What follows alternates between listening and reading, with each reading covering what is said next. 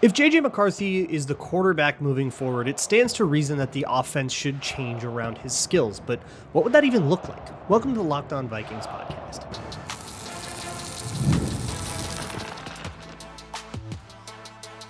You are Locked On Vikings, your daily Minnesota Vikings podcast, part of the Locked On Podcast Network, your team every day. Hello, everybody, and welcome to the Locked On Vikings podcast, where we're always trying to learn something new. It's part of the Locked On Podcast Network, your team every day. Thank you so much for making Locked On Vikings your first listen of the day every single day. I appreciate y'all so very much. Today's episode is brought to you by FanDuel. Super Bowl 59 is here. Chiefs, Eagles, and there's no better way to make every play more exciting than with FanDuel Sportsbook. New customers can bet just $5, and if you win, you'll score $200 in bonus bets. Download the app or head to FanDuel.com to get started. Today is Tuesday. That means we are doing a mailbag renaming of the segment to come. It's time, all right? It's time. The alliteration is no longer worth as dated as it is, and I'm not even on Twitter anymore. So I'm still thinking Timeline Tuesday was an interesting suggestion from the people over on the Blue Sky.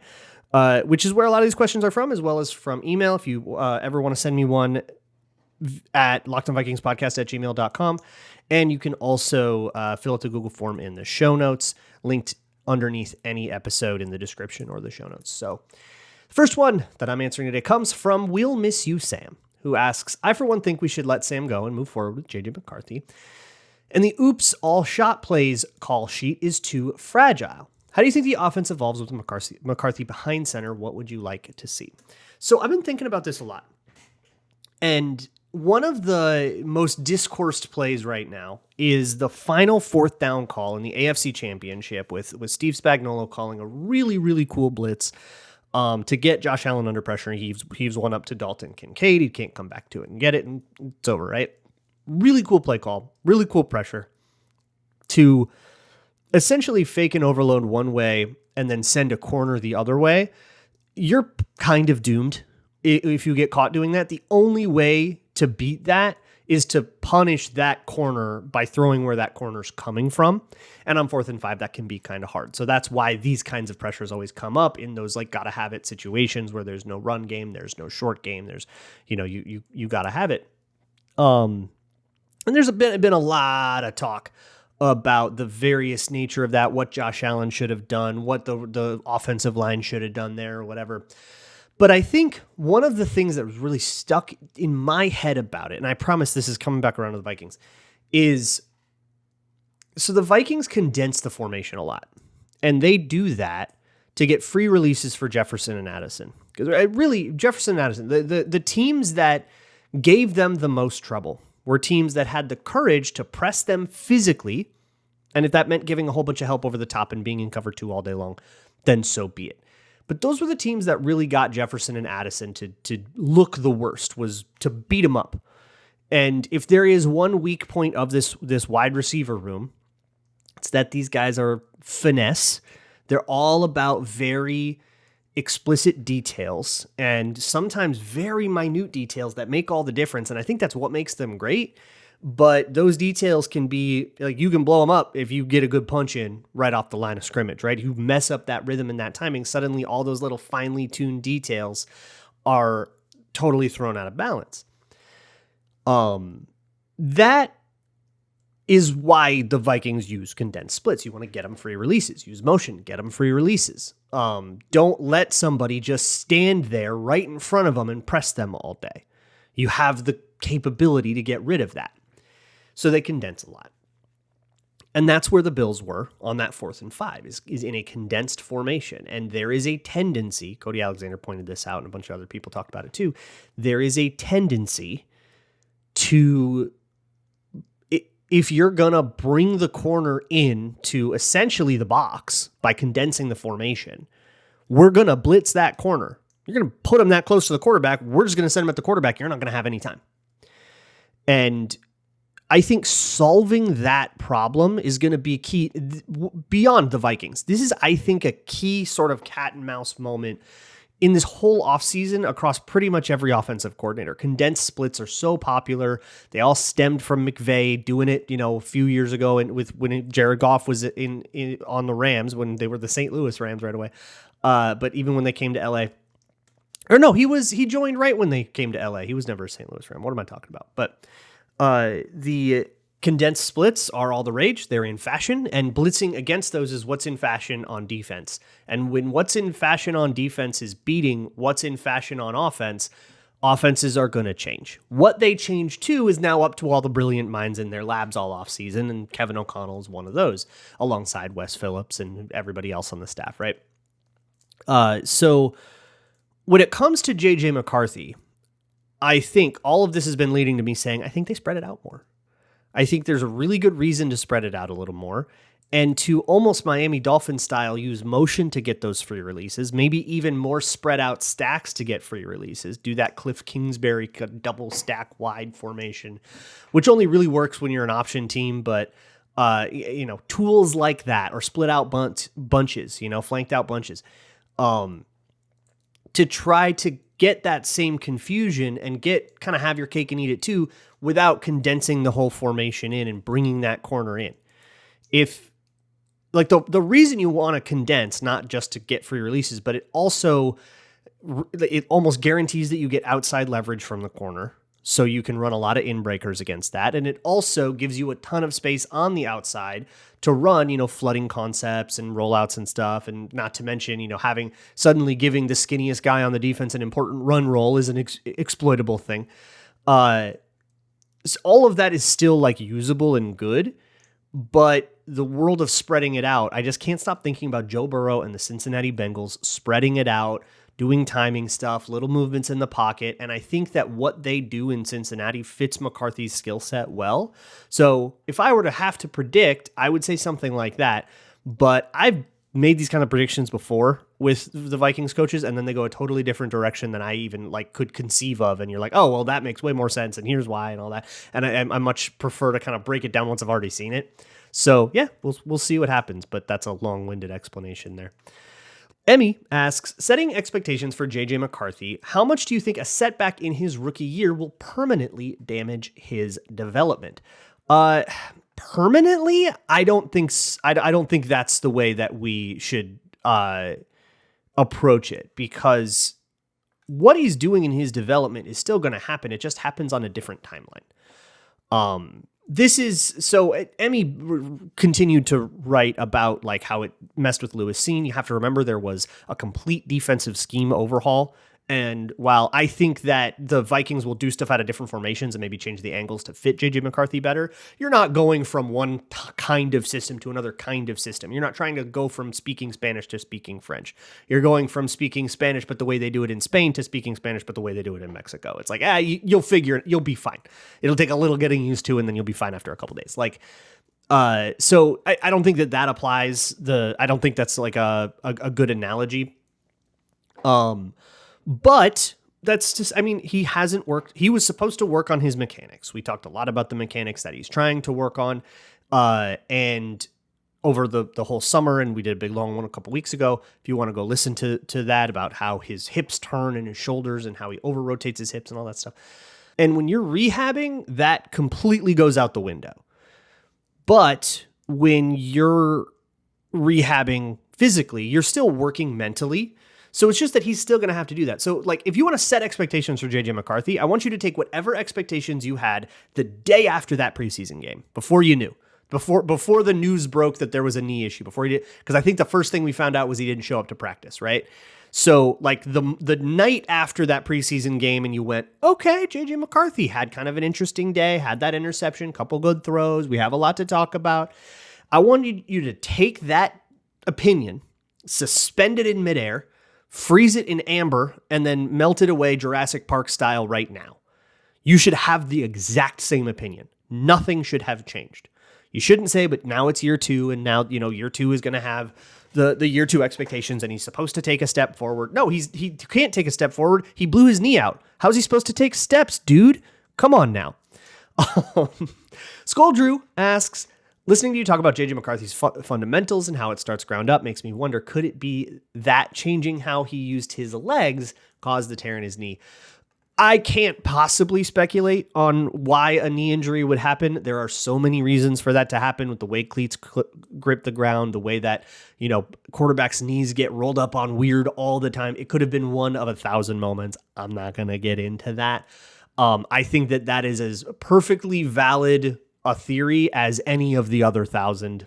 Probably not worth spending our time worrying about it. I have questions about not JJ McCarthy as well. Moving on with free agency, some draft stuff. So we got a lot to do coming up next on Locked On Vikings. Today's episode of Locked On Vikings is brought to you by FanDuel. Super Bowl 59 is here. One game, two teams, endless possibilities. And there's no better way to make every play more exciting than with the FanDuel Sportsbook. Look, man, it is Grambling Christmas.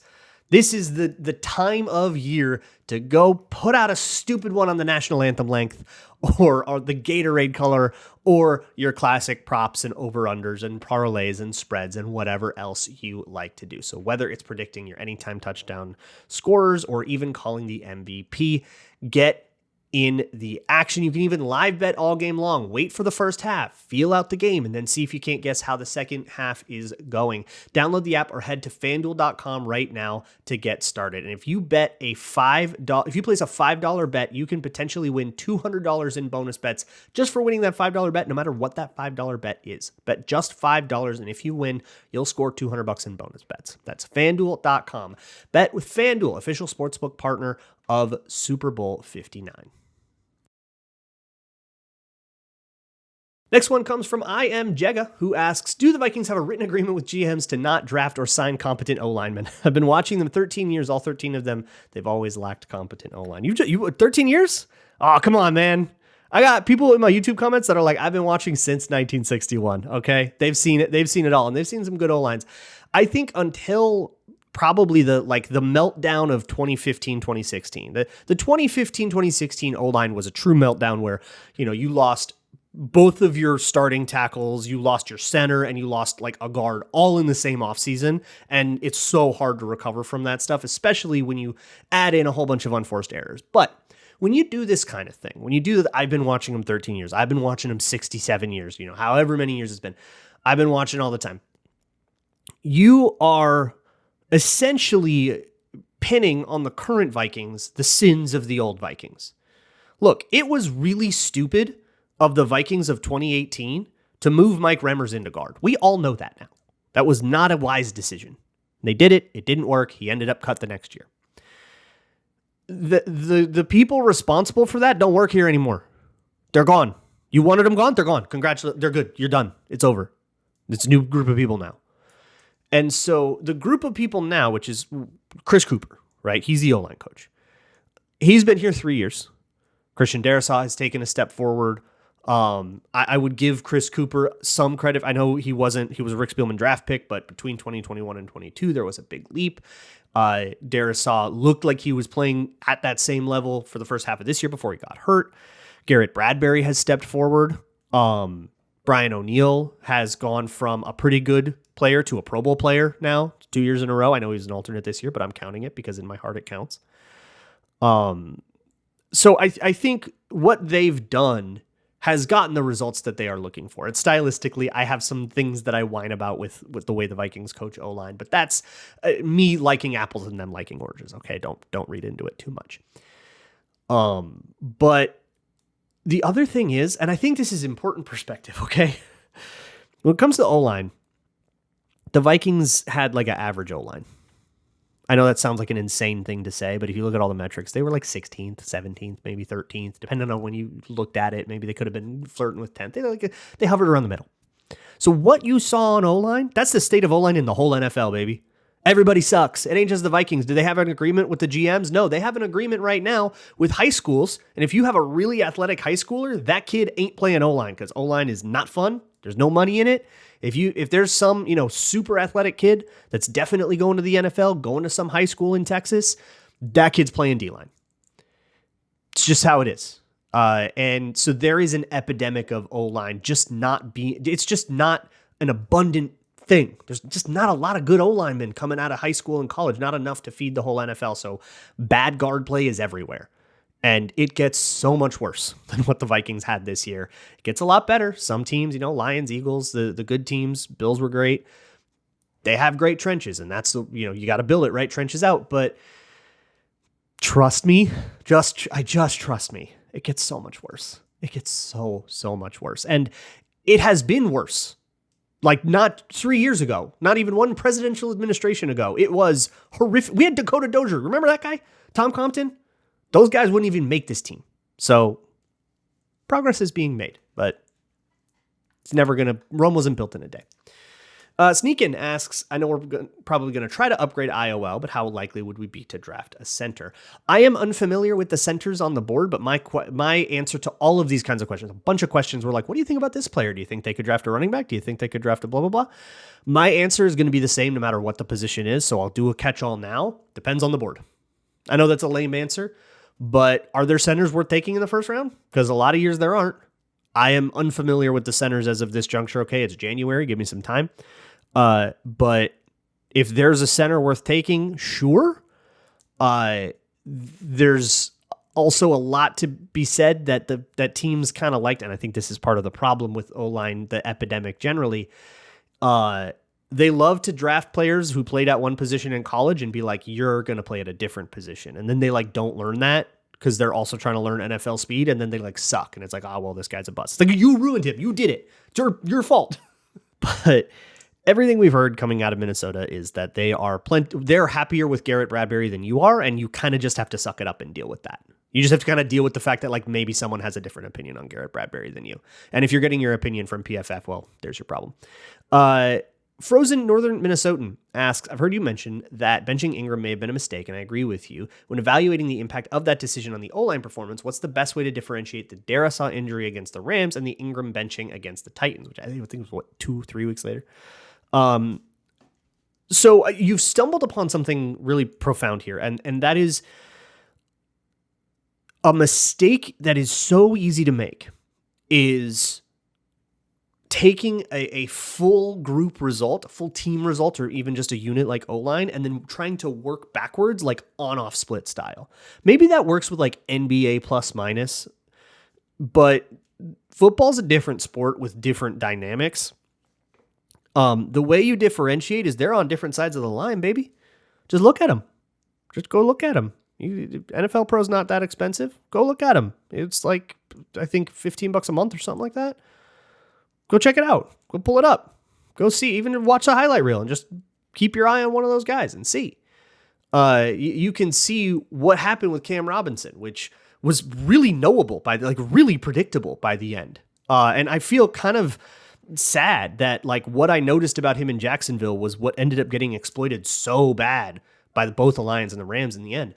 And it's the same thing with, Brandel not picking up stunts or Dalton Reisner just getting bull rushed to hell. These guys lost in the same way every single time. So yeah, I don't know. It's what the ones that were inside of Cam Robinson's gap were on him, and the ones that were not were on Reisner getting walked back were on him. It is what it is. It's Occam's razor. Got a few more questions, a lot of draft stuff coming up. So we'll get to that next on Locked On Vikings. This Locked On Vikings episode is brought to you by LinkedIn Jobs. LinkedIn has all kinds of new features to make hiring easier for you. So whether you are a small business owner or somebody who just runs hiring for a bigger firm, LinkedIn makes it so easy to post your job for free, share it with your network, and get qualified candidates. You can even use the hashtag hiring frame, add it to your profile picture. That doubles your reach to qualified candidates. 72% of small businesses say that LinkedIn has helped them find high quality hires. Look, you've got so much other stuff to focus on when you're trying to hire. Let LinkedIn do a whole bunch of the legwork for you, help you write your job descriptions, help you get the word out there to a bunch of people, give you a big old stack of applicants, and then help you sort down that stack of applicants so it's a manageable workload and you can actually focus on all the other crap you have to do for your job, because we know that's how it works. Post your job for free at linkedin.com/LockedOnNFL. That's linkedin.com/LockedOnNFL to post your job for free. Terms and conditions apply. Moving on here with the Locked On Vikings podcast. The next question comes from John Knebel. who says, way too early, 2025, NFC North standings go. On principle, I want to refuse to do this because the schedule isn't even out. We know the opponents, though, so you could maybe go down the list and do that. That's fine. But we don't know what's primetime. We don't know what a short week is. We don't know who's in London. Also, we don't know who plays for these teams. Like, we don't know who the quarterback is for the Vikings. How am I supposed to predict their season? That said, they're going to win the division. I'm just going to be a completely ridiculous homer about it because you can't be mad at me for season predictions that I made in January. So, reckless abandon, baby. Vikings are going to win the division. We'll say the Packers will be next. The Lions will fall to third. They're going to fall off after the brain drain. And then the Bears will continue to be a top 10 drafting team because they're unserious. And you can't clip me. You can't do it. It's illegal. Magic asks, you've watched Caleb Johnson and explained that he's a Madison, like a lot of the running backs in this year's draft. Do you think that there's anything he can do to become a legit RB1, or is his burst going to be his downfall? So Magic, for transparency's sake, Magic is a big Hawkeye fan. So he's asking about Caleb Johnson, the Hawkeye running back. And yes, I have watched Caleb Johnson. I am going to, I think, do like running backs week in the draft or something when I've got like a better handle on the full totality of the class. I'm only like 6 guys in right now, but Caleb Johnson is one of them. And I've kind of found myself very like bleh on him.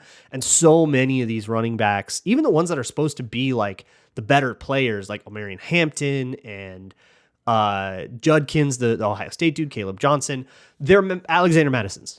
They're very responsible backs that choose the right gap, that know what they're looking at and make, they don't make greedy decisions, and they take their 4 yards in a cloud of dust all the time.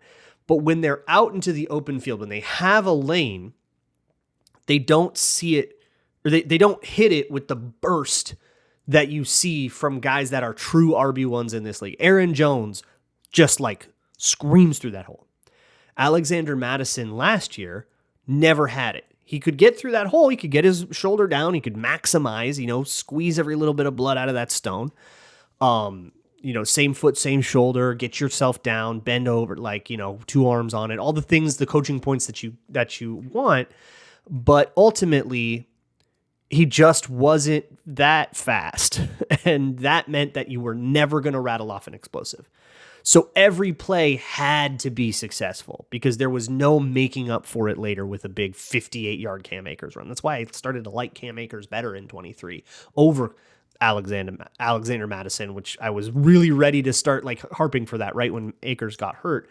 And sure enough, he's back in Minnesota. So I'm sorry. I do think that the burst is just going to limit him forever. I just don't think that you can have that much of a ceiling on every play and be like a 30 carry bell cow. You are part of a committee. You will be the thunder to someone's lightning. It's an NFL player. Thunder to someone's lightning is a perfectly dignified role to have in an NFL team, but you're going to be a 50-50 player. That's like what I see out of that. And when you're a running back, your value is already depressed. When you're a running back that, all right, we'll start you half the snaps, now your value is very depressed. So I look at those kinds of players and I say, why would I get that guy? If that guy's going to go first round, I think I can get the same thing in the 5th. So why would I ever do it? So I don't see legit RB1. I think you need explosiveness for that in this day and age. You can't just be a 3 yards in a cloud of dust kind of guy. David asks, knowing that this is a good running back class, should the Vikings consider drafting a late round guy like Jarquez Hunter of Auburn or someone in the 3rd like Travion Henderson? I think Jarquez has great value. Could be one of the better RBs in the class. I don't know a single thing about the Auburn guy. I'll table that, put a pin in that until I can watch him. But I have watched Travion Henderson, and he's actually my favorite in this class. I know the injuries are a problem, and so it's kind of with an asterisk because he's my favorite so long as he's healthy. See what the medicals are at like the combine and stuff. But he has that explosiveness and sort of gives you that. It's just a matter of, is he going to stay healthy? And he could fall down the board because of that and then end up being, if he gets lucky with injuries, he could end up being the best running back in the class and being better than guys taking over him. So I love it. But I think, waiting until the late rounds, getting kind of whichever guy falls can be something. I don't think you want to wait till the 7th, But with like the compensatory third they're supposed to get, I love a running back there right now. I think that the value there is just perfect and just right. Derek asks, at what point would teams stop trading if the Vikings kept moving down one spot in the first, but kept accumulating day 2 and 3 picks? In theory, never, because it's a different team every time and they all have their own interests. And in fact, that kind of strategy where you don't do one big trade down, you do like a couple of little ones, is what I actually really like. See, you've got a guy that you like and he's falling down the board and he's going to be available for you at 24. But you know, because of research that you've done and because of the boards that everybody has, and hey, this guy's probably going to fall 10 more picks. You're not going to trade back 10, trade back 3 or 4. Okay, he still didn't go, right? Maybe you got 2 guys on the board that you like. Okay, neither of our guys went. We can trade back 2 or 3 more. Okay, neither of us, we can trade back a couple. And you keep doing that. You accumulate a whole bunch of extra stuff.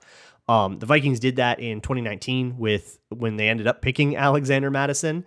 And while the Madison pick, I don't think really played like a 3rd round pick on a running back that was always only ever kind of a 50-50 or a backup guy, was probably not good ROI. But the like extra draft picks that they got helped to kind of mitigate that loss in value. Kevin asks, how worried should the Vikings be about getting passed by the Packers and Bears because of how old the team is this year and all the pending free agents? I don't want to hear it. We heard all last offseason, and I was part of this chorus too, so you can blame me as much as you blame everybody else, about how the Lions are contenders and the Packers are contenders and the Bears are the up-and-coming Super Bowl dark horse and the Vikings are so bad and they don't know where they're going and they're rudderless and competitive rebuild doesn't make sense. And there were so many little jabs and tweets about oh, look at the 3 teams and then also the Vikings and they're not supposed to be anything. They were, they were plus 1,000 to win the division, and everybody else was like plus 240. It's going to be one of those 3 teams, but also the Vikings suck, ha ha ha. And then the Vikings ended up going toe to toe with everybody. They swept the Packers, they swept the Bears, and they got swept by the Lions. They ended up firmly second in that division. So I don't want to hear it in the offseason anymore. You think the Packers and Bears are going to pass up the Vikings? Okay, let's see it on a Sunday. Show me something on a Sunday. Otherwise, I don't really give a crap. Also, Kevin, I'm pretty sure these are both not Kevin, but also Kevin asks, why are people so obsessed with drafting a D tackle round 1? Phillips and Bullard are good and is a player who will be the honorary Dean Lowry role, really worth a 1st round pick. Oh boy, you're going to get me in trouble. Designated pass rushers are not worth a 1st round pick. Please don't kill me. Oh my God, please don't be mad. Don't be mad. Don't be too mad. Okay, are we good? DPRs are not worth a 1st round pick. I'm sorry, if you can only come on third downs because you can't play the run, you're a rotational player. And if you can't be an every down player, I can't spend a 1st round pick on you. You're a depth player. Congratulations on your 4th round selection. I hope you make the team in 3 years. Sometimes there are guys like Kalijah Cansey, but Kalijah Cansey did stuff in the run. You don't have to be, a big, bulky, hold your ground kind of D tackle. You can be a penetrator, but you have to do something in the run. You have to be useful in the run. You can't be a weak spot in the run. Because if you are a weak spot in the run, guess what? Every neutral down, they're coming right at you. And it doesn't matter what you do in the pass rush anymore because you are now a liability and we got to pull you off the field or they're going to get 7 yards a clip all the way down to the end zone. So there are defensive tackles, I think, that can be that guy against both the run and the pass. You need to be both. And that's the criteria that I'm going to be looking at when I get deeper into the D tackle class. Cam X-Storm asks, what traits best translate to a pass rushing D tackle? Quickness is the biggest one. If you want to talk about measured quickness, you go ahead, 3-cone and stuff like that. But for me, I'm talking about your first step. If your first step is nice and deep and you stay low, and your first lateral step on crashes and stunts, I want to see a lot of distance there, and I want to see you stay low. You get your pads up high, you get blown up. I want to see you stay low, but you got to get moving. And I think that was a big problem up front for the Vikings this year is like Phillips and Bullard, good run defenders, but because they don't really pass rush and because they're slow, you can't run a stunt with those guys. It'll take forever. So having a little bit of quickness, I don't care about your 40 time, okay? I'm talking quickness. That gets you to good pass rush. And then with D tackles, with interior guys, if you have any semblance of like a pass rush arsenal, I'm very, very happy with you. The expectations are on the floor for that. Ryan asks, thought about drafting an experienced rookie late in the draft to be the backup. Cam Miller from NDSU. To be the backup, no. You need a veteran. No, I'm not pairing J.J. McCarthy with another guy who's never taken a snap. Give me a veteran. Give me somebody who's been around the block a little bit. But hey, developmental third, emergency, inactive emergency QB on Sundays kind of guy. Absolutely. Throw a dart at the board. You never know when you'll land on a Brock Purdy or even a Tom Brady. Sam asks, I'm like 99% sure this is not actually Sam, asks, what 3 plays make up Luke Braun's favorite moments of the 2024 season?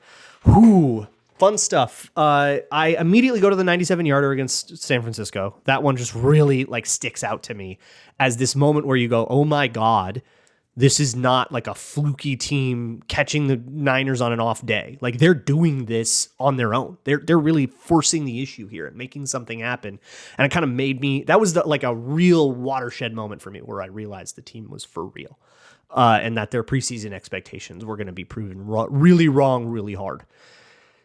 A couple weeks later, I love Justin Jefferson grittying in the end zone in Lambeau as the Vikings go up 28-0. I know that game kind of turned a little bit and it felt a little closer by the end, but that was really a great moment after hearing years and years and years of that clip of Jair Alexander grittying on Justin Jefferson after an incompletion in the first quarter. It's like, okay, how about that?